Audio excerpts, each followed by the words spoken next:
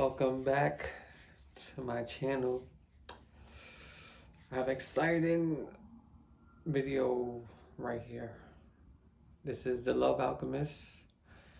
And before we get started, I want you to subscribe to the channel, like the video, comment below of what you think about it, and share it to who may need this knowledge of what I'm about to talk about. And I want you to visit my website that's in the description, the link in the description, www.thealchemistbrand.com, where we have services and clothing for you. So today I'm going to be talking about Geminis and how I was in love with a Gemini last year and my whole view on Geminis. So it's going to be story time later, but you know, Geminis, they got like two sides. They are a lot. They're can be misunderstood from a point of where they seem flighty, they seem like a runner, they seem all over the place. They can be very, very, very confusing to normal, I would say normal signs, but like certain signs, they like, all right, I don't understand why the Geminis are like this, or they don't understand why Geminis can act a certain way. Because a Gemini can switch they can switch at a drop of a dime. One day they are happy, the next day they are in their emotions, or they don't feel like being bothered. But they are people person. They are people person. They love a crowd. They love the attention. So that's why they're so talkative, because they can move a crowd. They can associate with people, but they never get attached. They never get attached, right? They never get attached until they find the right people, and then they find themselves being attached. Because I experienced a whole up and down roller coaster with one Gemini from last year. So let's get to the story time and see how Gemini does in this love story. Well, quote unquote love story, halfway there. So the Gemini, this Gemini who I fell in love with, we didn't have a relationship, official relationship. It was the typical, air sign thing, friends with benefits, but not really a relationship. It was really one-sided. I would give her everything, the flowers, the this, to that, the restaurants, the even ordering stuff online and sending it to her. I would go to location in New York. Yeah, I'm in New York. And it was a ride away, Do all these things for the Gemini, and that one little thing was still there. It was not reassuring. It was not solid.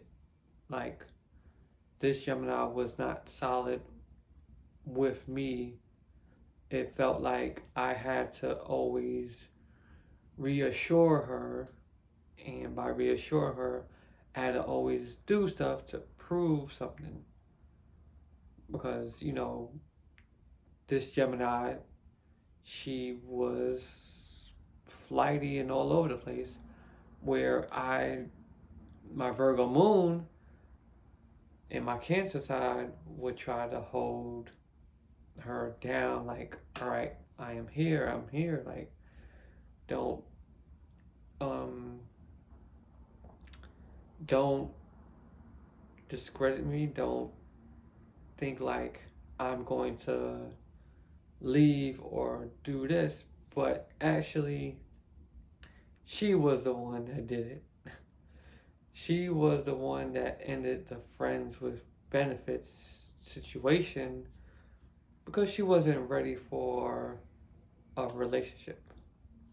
She wasn't ready for that commitment thing, that commitment factor. She wasn't that solid person that I was looking for. So the Geminis, they don't get attached. They really don't get attached when they don't want to. But in this story, they do. Because after that breakup or that separation or that fiasco, a few months after, she came back. A few months after, she came back. So the Gemini is working with two sides, They kind of like a battle within themselves. It's like, which one do you want to listen to now? It's like one is on this side and one is on that side, like the angel and the devil. Like, listen to this, listen to this. No, listen to me, listen to me. That's where I see this Gemini was going. And I'm like, okay, you didn't want me before. Now you come back and you want me again. I'm like, okay. And then what happened? Another fallout happened. Another fallout happened. And we didn't talk for a few months. Another month come around. She reaches out and contacts me and to see how I'm doing, to see all this and that. All right, this Gemini, what happened? Everything is all good. Conversation for a few days, and another breakup. Another falling out. Another falling out. So I'm like, this Gemini is really hard to figure out because one day is all good, and the next day she's blocking me and she's just running away. I'm like, okay. A few months rolls down the road, she comes back again. So I'm like, there's something gotta be here. There's something here. I don't know if it's like some karmic thing or there's some attachment. She still was attached. So the people who say Geminis don't get attached, they get attached, but they don't admit it. They do it in their own way. Their own way is kind of like giving space, acting like they don't care, and then coming back. Giving space, then coming back. Giving space, then coming back. Because they want to give they fighting within themselves. There's a battle within themselves. It's that battle within. They need to like give in to one side or bring both sides together. Because I'm surrounded by Geminis. My friends are Geminis. My family, one of my family's Gemini. So it's like I have to really, really study them and figure them out. Because that's what my Virgo would do. My Virgo moon would try to figure them out, but I think it's best to not figure them out. I think it's best to let them be who they are and just know how to react and interact with them. Because sometimes they don't understand themselves. They just going off which side they choose that day. And they need to actually learn from their brother Virgo, who's intelligent as well. Because the Gemini is the child in the zodiac. So they act a little childish ways, like running and stuff like that. So sometimes we need patience and understanding with Geminis, and not hate on them all the time, not hate them. Because a lot of people hate them, a lot of people don't date them, a lot of people avoid them. I don't avoid them. I would date them again. I would date them again because I would know how to interact with them. I would know how to come at them. I would know how to really dance with them. It's like a dance. It's like a tango. When you're in a relationship, it's like a tango. It's like, oh, this one does that. That one does that. Who likes what? Who likes this? Who likes that?